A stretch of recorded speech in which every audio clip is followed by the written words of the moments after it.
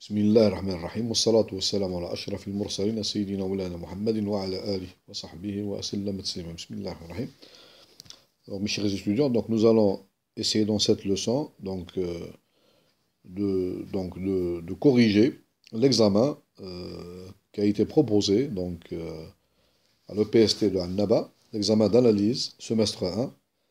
Donc on va proposer cet exercice et on va essayer de le corriger. إذن أعزائي الطلبة، إذن سوف نحاول في هذا الدرس أن نقوم بتصليح الامتحان الأول في مادة التحليل الذي قدم لطلبة السنة الأولى EPST عنب، مدرسة تحضيرية عنب. Bon, dans cet examen, nous avons proposé 5 problèmes. Donc, on a 5 problèmes. Le problème 1, problème 2, problème 3, problème 4 et problème 5. Donc, on commence par le problème. Donc, ce problème est sur 7 points et demi.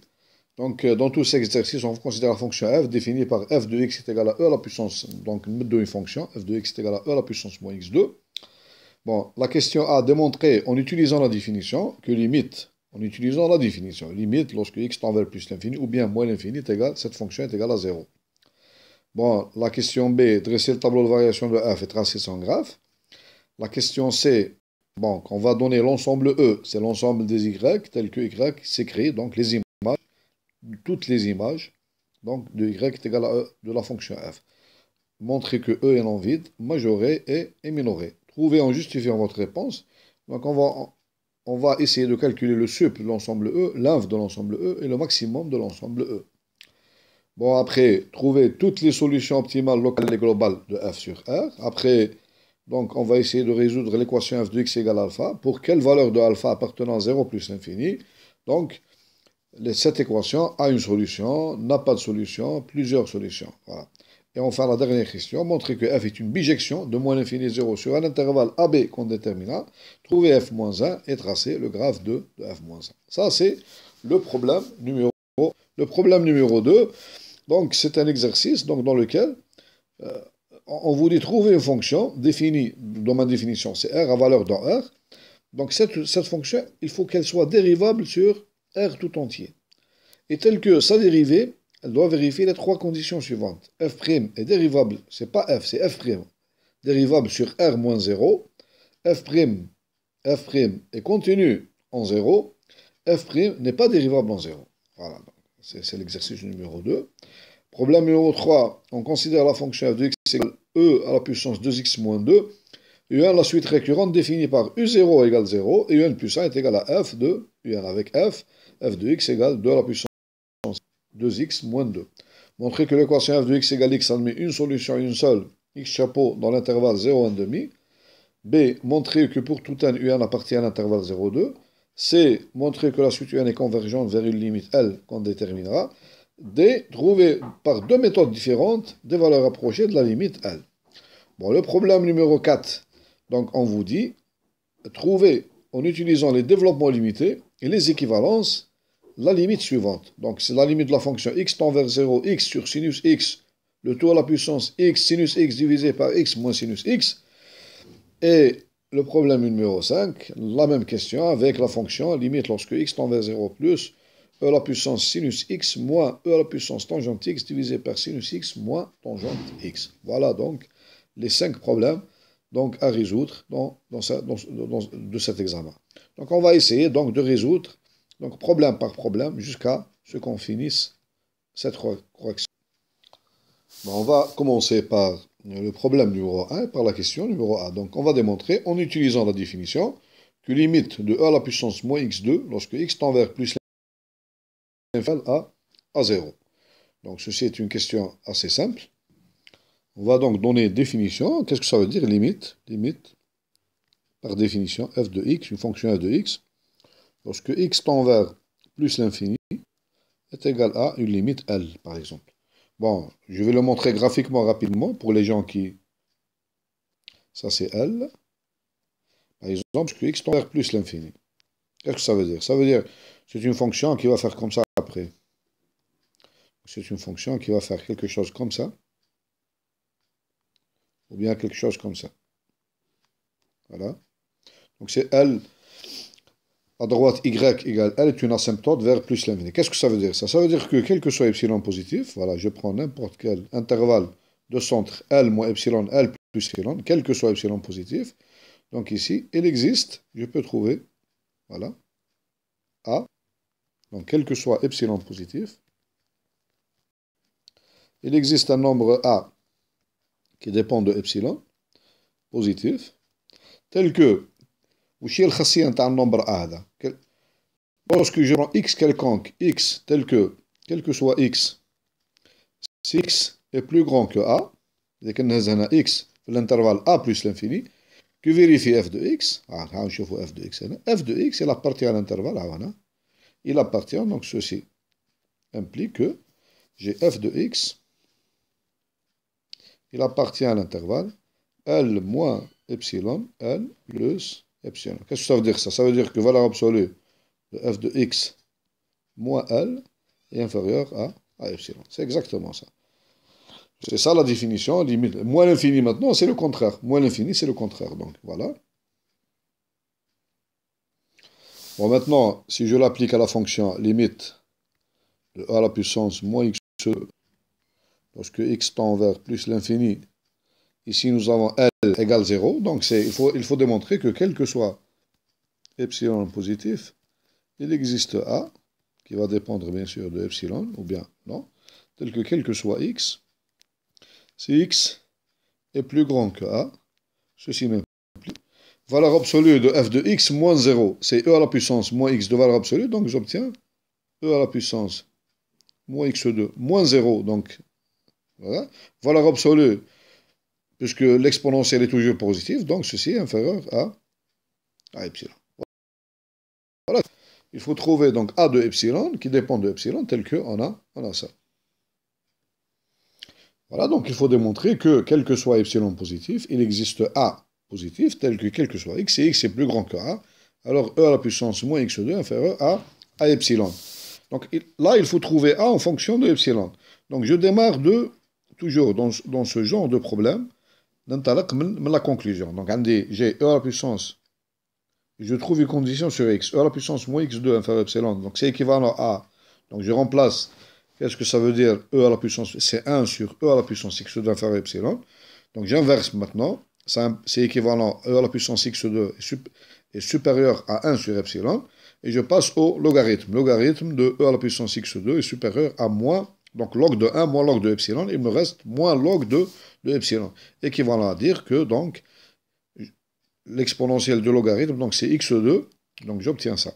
x2 supérieur à moins log de epsilon. Ici, le problème, c'est que je ne peux pas écrire une équivalence x est supérieur à moins log de epsilon. Donc, parce que log de epsilon, donc il y a deux cas. Il peut être, ça dépend de epsilon.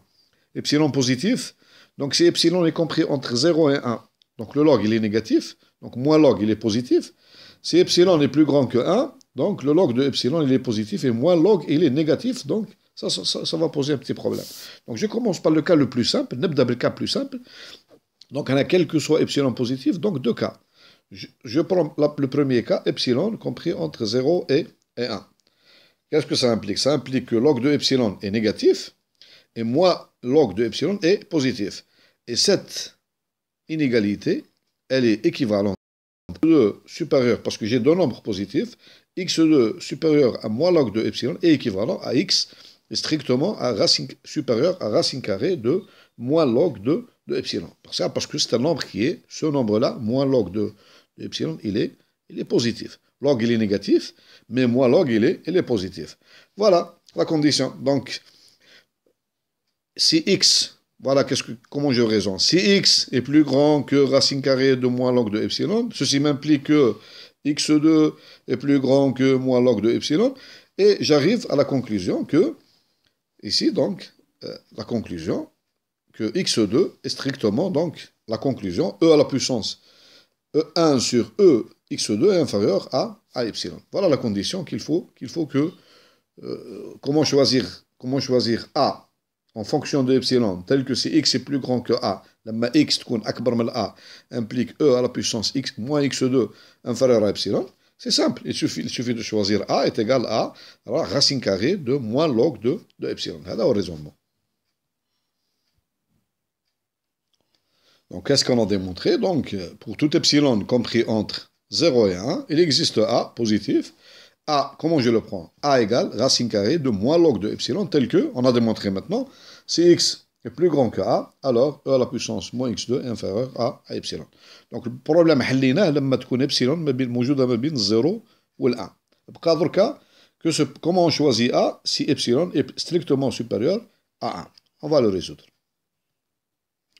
Maintenant, le cas epsilon strictement positif, bon, بعد on va le voir, نصور لكم باش يكون عندكم فكرة بالك الجراف تاع la fonction هذه comment il est fait. Donc la fonction هذه lorsque x tend vers plus l'infini ou la moins l'infini est égal à 0, donc تمد لنا حاجة كيما هذه. في le point 0, maximum تاعي est égal à 1. Donc on va voir toutes les règles de la fonction, voilà. Donc pour cette fonction, vous avez f de x est inférieur ou égal à 1 pour tout x appartenant à R. Voilà, donc dans ce cas-là, si je prends l'intervalle, donc la limite ici c'est 0. Si je prends l'intervalle, donc un intervalle, donc 0 plus epsilon, et en bas, 0. Donc ici nous avons 0 plus epsilon. Epsilon est plus grand que 1. Et 0 moins epsilon. Qu'est-ce qu'on remarque ici? On remarque que c'est simple ici, regardez bien. Comment je prends A? Comment je prends A? Tel que, vous voyez bien, lorsque je prends un intervalle comme ça, donc n'importe quel A, il va convenir. Vous voyez bien, je prends n'importe quel A strictement supérieur à 0. Vous voyez bien, si x est plus grand que A, vous voyez bien que f de x va appartenir à l'intervalle 0 plus epsilon. Donc je le prends ici, ça va marcher, puisque vous voyez bien. Parce que le maximum ici, c'est 1. Là encore, ça va marcher aussi, donc il n'y a pas de problème. Bon, ça c'est pour avoir une idée seulement. Je vous donne une idée graphiquement comment, en vérité ici, si epsilon est plus grand que 1, nous allons démontrer que il existe A positif quelconque. Donc je prends A positif quelconque, il va me donner, pour tout A, j'obtiens le résultat. Voilà, donc si epsilon est strictement supérieur à 1, on remarque que la fonction f de x égale e à la puissance moins x2 est strictement décroissante sur 0 plus l'infini. En effet, la dérivée est égale à moins 2x e à la puissance moins x2. Si x est positif, donc ceci est négatif. Donc si x, qu'est-ce que ça veut dire? La fonction est strictement, notre fonction est strictement décroissante sur l'intervalle 0 plus l'infini. C'est-à-dire, si je prends x strictement supérieur à 0, alors f de x strictement inférieur à f de 0 qui est égal à 1. Qu'est-ce que j'ai démontré? J'ai démontré que, quel que soit x appartenant à l'intervalle 0 plus l'infini, on a f de x est inférieur à 1. Il est inférieur à 1. Donc, qu'est-ce qu'on obtient? Voilà, pour epsilon supérieur à 1, on prend A, par exemple, je prends A égale epsilon. Ou bien A quelconque. Ou bien je prends A égale epsilon. Ou bien A, je le prends quelconque. Avec ce choix-là, qu'est-ce qu'on a? Si x est plus grand que A, là, je me démontrer que si x est plus grand que A, alors f de x, c'est-à-dire e à la puissance moins x2 moins 0, لازم تكون أقل من epsilon. A démontré que pour tout x supérieur à 0, عندي f de x est inférieur à 1. Or, on a خيرت justement 1 est plus petit que epsilon. Epsilon plus grand que 1, ça veut dire que 1 est plus petit que epsilon. Qu'est-ce que j'obtiens ici? Donc, e à la puissance moins x2 est inférieur à 1, qui lui-même est inférieur à epsilon. Donc, qu'est-ce que j'ai démontré? J'ai démontré que quel que soit epsilon positif, il existe A. Donc, soit epsilon mobile 0,1, ou là, strictement, il guide A, tel que si x est plus grand que A, on dit e à la puissance moins x2, moins L, c'est-à-dire moins 0, est inférieur à epsilon. Ça veut dire que limite, lorsque x tend vers plus l'infini, e à la puissance moins x2 est égal à 0. Bon, la même chose pour moins l'infini, c'est la même chose. Donc il faut démontrer que quel que soit epsilon positif, il existe A tel que si x est plus petit que moins A, alors E à la puissance moins x2 inférieur à epsilon. نفس la démonstration dira, il y a deux cas, epsilon me 0, 1, ou epsilon strictement supérieur. Vous allez avoir la même chose. Bon, la question B, tableau de variation et graphe de la fonction. Donc on a ici f de x rapidement, c'est facile, f de x est égal à E à la puissance moins x2. Ceci implique que f' de x est égal à quoi? Est égal à moins 2x multiplié par E à la puissance moins x2. Donc le signe de f', c'est le signe de moins 2x. Donc si x est positif, vous avez donc f est strictement décroissante. Et si x est négatif, vous avez f est strictement croissante. Bien sûr, la dérivée ici s'annule, f' de x est égal à 0. C'est équivalent donc à x égale 0. Et vous avez ici donc f de 0 est égal à, on obtient ici, est égal à, f de 0 est égal à, donc 1 e à la puissance, donc 0, c'est 1. Voilà. Donc on obtient le tableau de variation suivant. Donc on obtient le tableau de variation suivant, voilà. Donc, vous avez x, f' de x, f de x. Voilà, je le fais rapidement. Donc moins l'infini, 0, et plus l'infini. Vous avez donc ici 0, donc la dérivée s'annule. Voilà. Vous avez ici, donc la dérivée, elle est positive, elle est positive, voilà, elle est positive, et ici elle est négative. Donc vous avez 1 ici. Donc la fonction elle est croissante, donc ici c'est 0. Voilà, limite. Donc limite de f de x lorsque x tend vers moins l'infini est égal à 0. Et aussi on a limite de f de x lorsque x tend vers plus l'infini, c'est aussi égal à 0. Donc elle croît de 0 jusqu'à 1. Donc vous avez, et elle décroît de 1 jusqu'à 0. Vous avez une asymptote. Donc l'axe y égale 0 est une asymptote horizontale au graphe. Donc on obtient le graphe suivant. Donc je l'ai fait le graphe tout à l'heure. Donc voilà ceci, voilà le graphe de la fonction. La fonction elle est donc infinie. Y. Vous avez au point 0, donc 1. Voilà. Donc vous avez une asymptote, donc c'est un maximum ici. À peu près comme ça. Ça, donc c'est la fonction f de x est égal à e à la puissance moins x au carré. Voilà.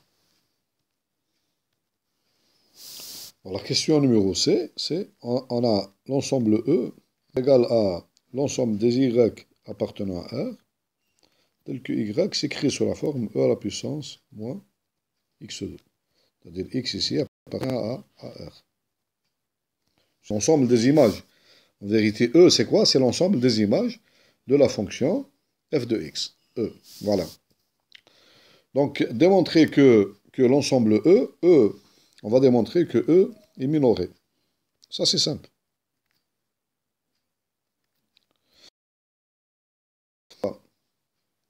Quel que soit y appartenant à R, nous avons y, il s'écrit sous la forme y est égal à E à la puissance moins x2. Donc, il est strictement supérieur à 0. Après, j'ai démontré qu'il existe m qui est égal à 0, tel que, quel que soit y appartenant à m, y est strictement supérieur. Donc m, E est minoré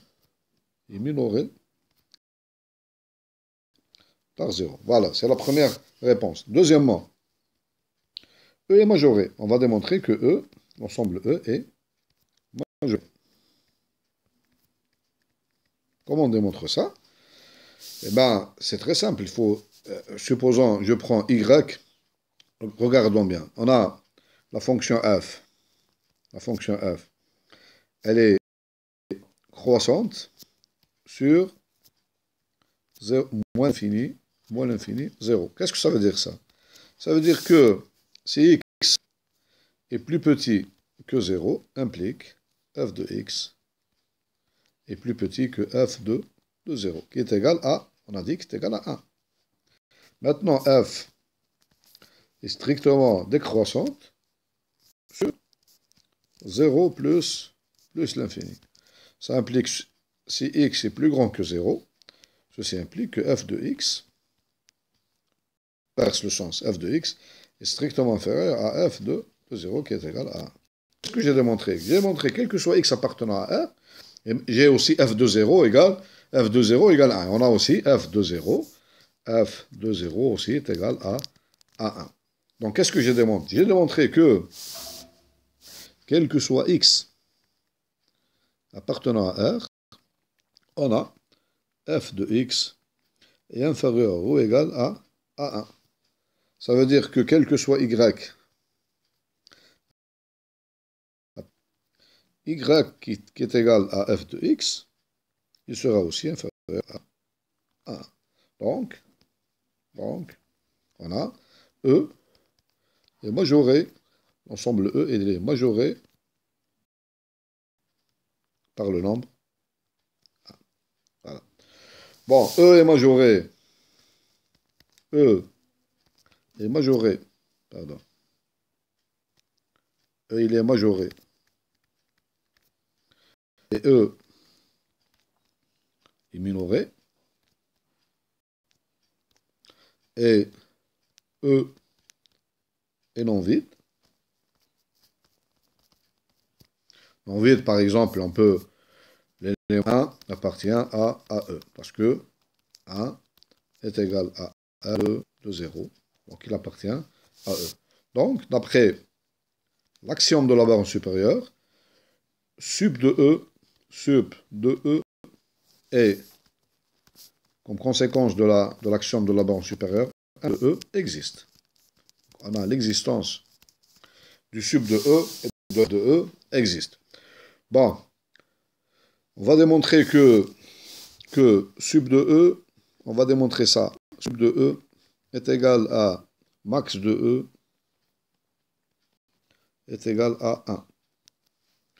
On l'a fait plusieurs fois ça. Donc 1 est un majorant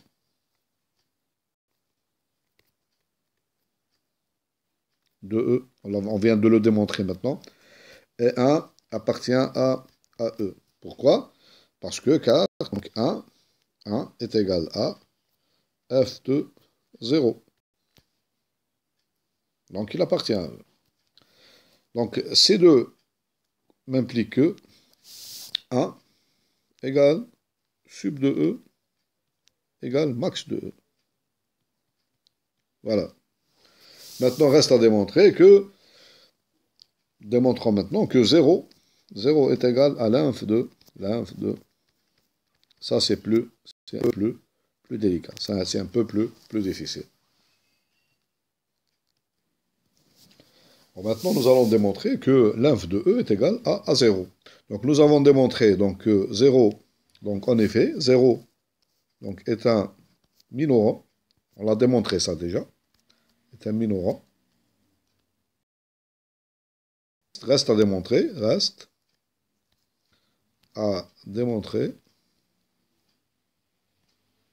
que 0, la définition de l'inf, c'est quoi? C'est le plus grand des minorants. Et le plus grand des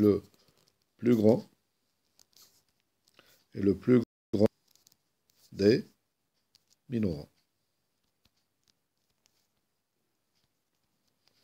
Qu'est-ce que ça veut dire le plus grand des minorants? Regardez bien ici. Donc, je vais un schéma pour comprendre. On va le comprendre. Bon, 0, c'est un minorant de l'ensemble E. Ça, c'est E. Si c'est le plus grand des minorants, c'est-à-dire, si j'ajoute 0 plus epsilon, il ne devient... Mais où est-ce minorant? Donc, là, 0, c'est un minorant, puisque c'est le plus grand des minorants. Si je lui ajoute epsilon, donc il ne devient plus minorant. C'est-à-dire, qu'est-ce que ça veut dire? Il existe ici y0, tel que y0 ici, donc, tel que, puisque 0 plus epsilon n'est plus un minorant, il est strictement inférieur à 0 plus epsilon. C'est-à-dire que, quel que soit, il faut démontrer que quel que soit epsilon positif, il existe y0 appartenant à E, tel que, donc 0 plus epsilon, parce que c'est 0 qui n'est pas minorant. 0 n'est pas un minorant, ça veut dire y0,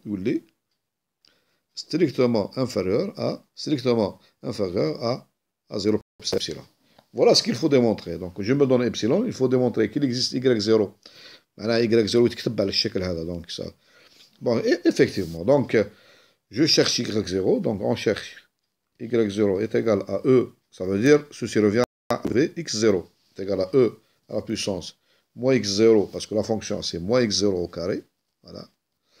Tel que, y0 est strictement donc e à la puissance moins x0 au carré est inférieur à epsilon. Bien sûr, y0 il va dépendre de epsilon. Donc, ننطلق من العلاقة هذه الأخرى. Bon, e moins x0 au carré est inférieur à epsilon. C'est équivalent. Donc, dire qui m'a donc comme j'ai fait avant. Donc, logarithme, donc, ça veut dire que 1 sur e à la puissance x2 est inférieur à epsilon. Équivalent à dire que e à la puissance x2 est strictement supérieur à 1 sur epsilon. Ça, c'est tout ça, c'est équivalent. Il n'y a pas de problème. Ça veut dire que x2 est supérieur à log de 1 sur epsilon, c'est-à-dire à moins logarithme de epsilon. Et on a dit que si epsilon, premier cas, epsilon compris entre 0 et 1, donc ceci implique que logarithme népérien de epsilon, il est donc négatif, ceci implique que moins log de epsilon, il est positif. Donc l'inégalité précédente, cette inégalité-là, x2 strictement supérieur à moins log de epsilon, elle est équivalente. Donc x2 supérieur à moins log de epsilon, c'est équivalent, ceci, puisque moins de epsilon est positif, à x strictement supérieur à racine carrée, donc ici à racine carrée de moins log de epsilon. Voilà.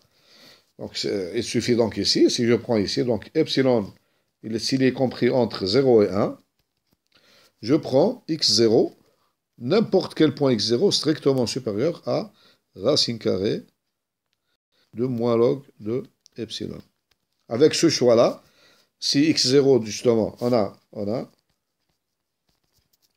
x0 strictement supérieur à racine carrée de moins log de epsilon, ceci m'implique, même c'est équivalent, à x au carré supérieur à moins log de epsilon, c'est-à-dire, on obtient à la fin, donc, c'est-à-dire ici, je passe à l'exponentielle, c'est-à-dire e à la puissance, bon, d'abord,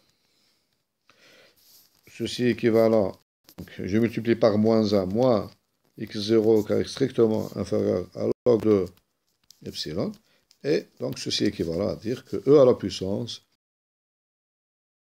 x0 au carré est inférieur à epsilon, c'est-à-dire ici, c'est-à-dire y0 qui est égal à e à la puissance moins x0 à epsilon. Voilà, donc c'est démontré. Maintenant, si epsilon est strictement supérieur à 1, je prends ici, donc ici, x0, donc je le prends à partir d'un quelconque. J'ai ici y0, pourquoi? Parce que j'ai y0 est égal à e à la plus 0 carré. On a démontré que ceci, donc ceci est inférieur au égal, bon, ceci est inférieur, donc si x0, je le prends différent de 1, de 0, donc il est inférieur à 1, c'est-à-dire, et 1, regardez ici cette condition-là, 1 est inférieur à epsilon. Donc ici, j'ai démontré que, quel que soit epsilon positif, il existe y0 qui est égal à e à la puissance moins y0, tel que ici. Ici, y0, il appartient à e, tel que y0 est strictement inférieur à epsilon. Donc c'est tout ce qu'il faut démontrer. Bon, maintenant, on va passer à la question D. On va obtenir les solutions optimales locales.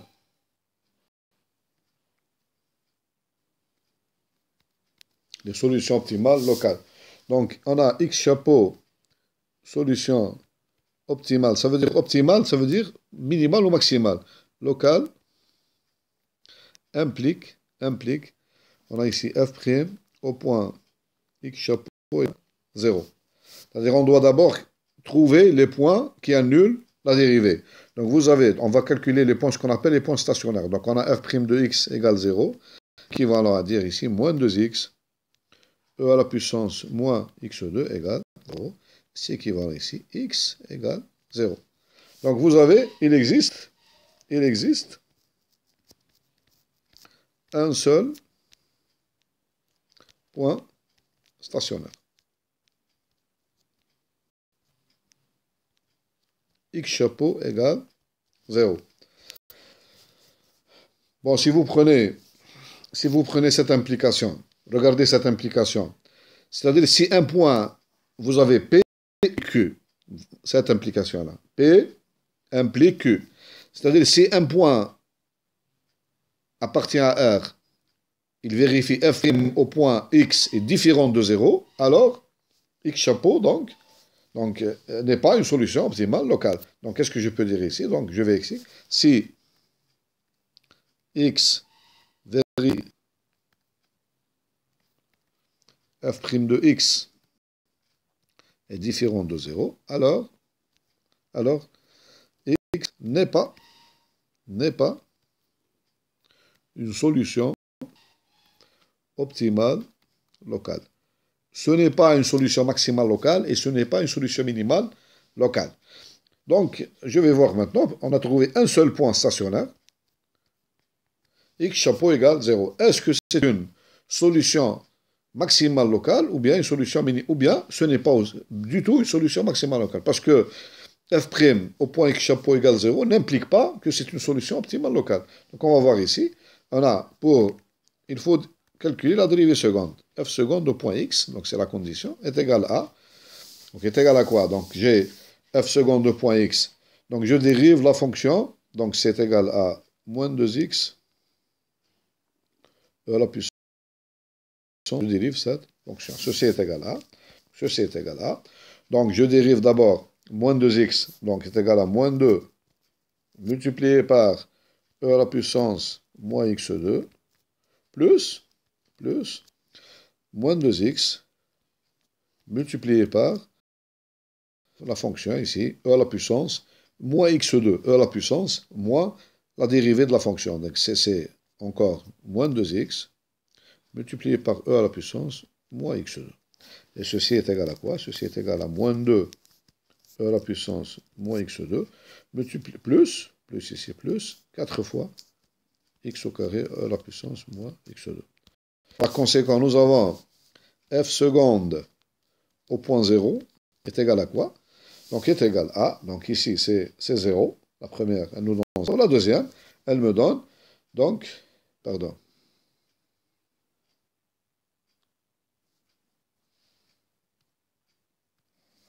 Donc, j'ai fait une petite erreur. Donc, la dérivée seconde est égale. Donc, je dérive d'abord ce terme-là.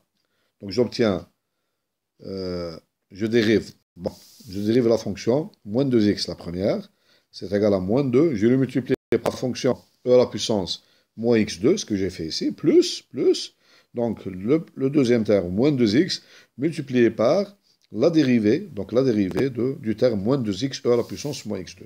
Et je fais les calculs. Donc, plus, donc j'obtiens ici plus, moins 2x, facteur 2. Maintenant, je dérive cette partie-là. Donc, la première, est égale à... La première, elle me donne moins 2. Donc, je dérive cette fonction. Dans la première, elle me donne... Donc, je dérive moins 2x, c'est moins... Voilà. Plus, la deuxième, et plus. Donc, j'obtiens moins 2x, facteur 2. Donc, moins 2x facteur 2. La fonction ici, c'est encore une fois moins 2x multiplié par e à la puissance moins x2. Voilà. L'essentiel dans ces calculs-là, lorsque je remplace x par 0 ici, qu'est-ce que j'obtiens? Je remplace x par 0 maintenant dans cette expression. J'obtiens f seconde au point 0. Donc, tout ce terme-là, il est multiplié par 2x, donc ça part. Il me reste moins moins x2 au point 0. Donc j'obtiens, donc ça veut dire que f seconde au point 0, elle est égale à moins 2.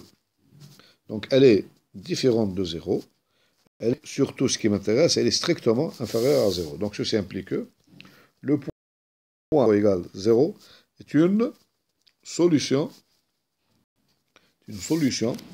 puisqu'elle est négative, donc est une solution maximale locale. Une solution maximale locale. C'est un théorème. Donc, si la dérivée seconde, elle est différente de 0, donc, ma solution, elle est une solution optimale. Maintenant, si elle est strictement positive, c'est une solution minimale locale. Si elle est strictement positive, elle est négative, elle est une solution maximale locale. Voilà. Maintenant, je vais démontrons maintenant que x chapeau égale 0 est aussi une solution maximale globale.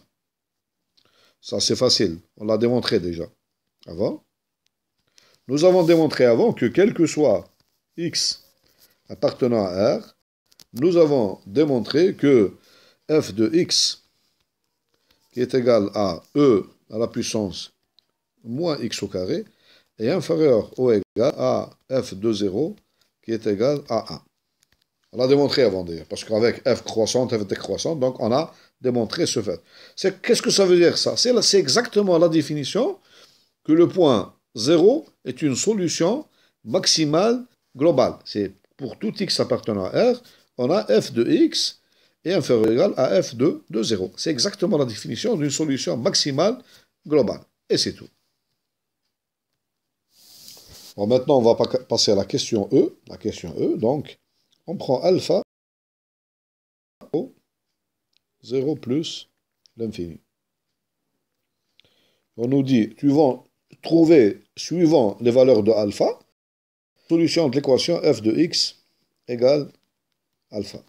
Bon, on va le voir graphiquement, facilement graphiquement. C'est-à-dire, qu'est-ce que ça veut dire ici? Donc, on va graphiquement, regarder graphiquement, qu'est-ce que ça donne. Ça, c'est la fonction. J'ai ici 1. Nous avons dit que la fonction, elle est comme ça.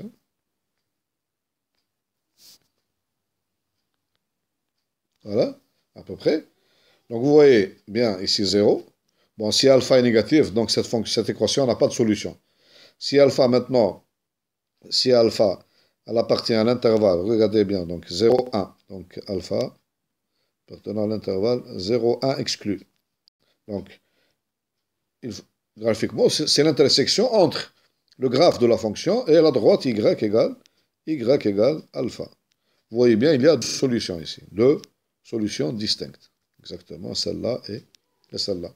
Maintenant, si alpha égale 1, donc nous avons une tangente ici, une solution unique, alpha égale 1.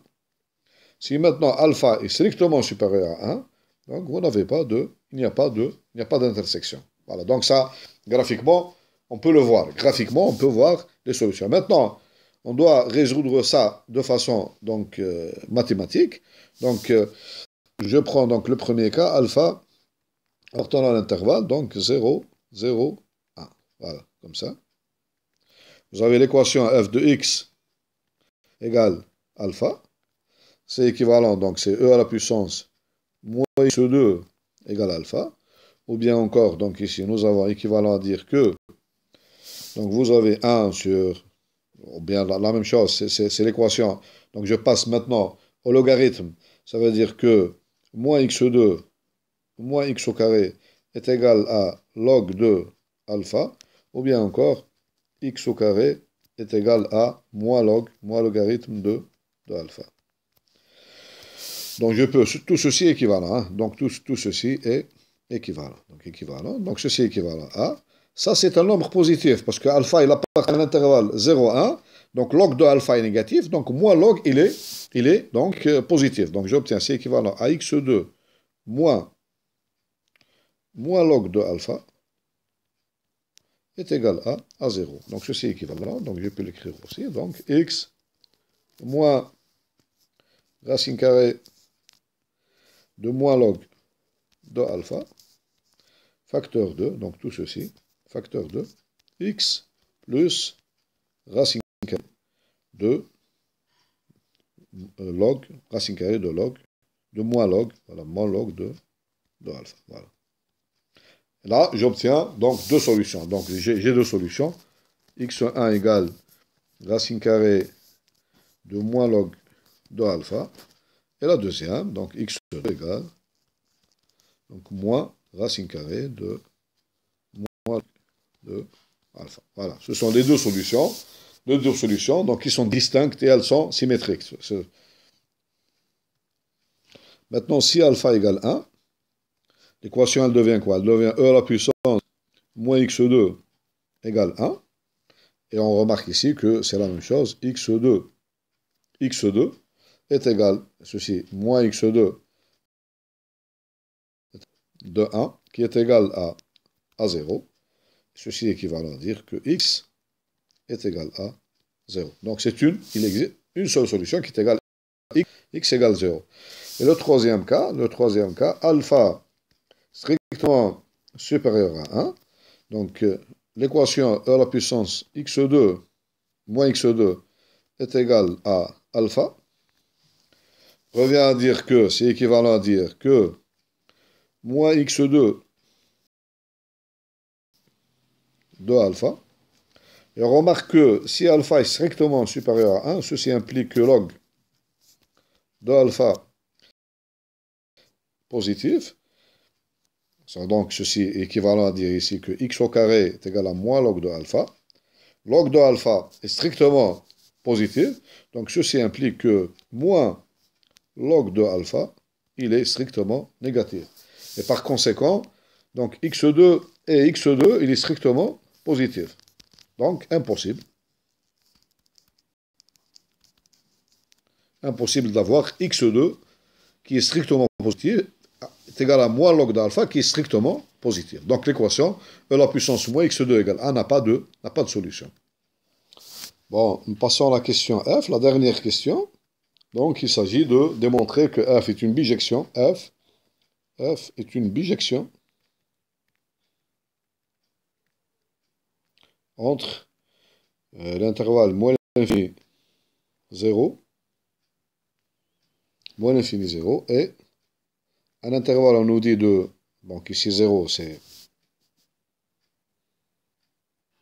entre moins l'infini 0, et un intervalle ici qu'on va déterminer, donc ici, 0, pardon, intervalle A, B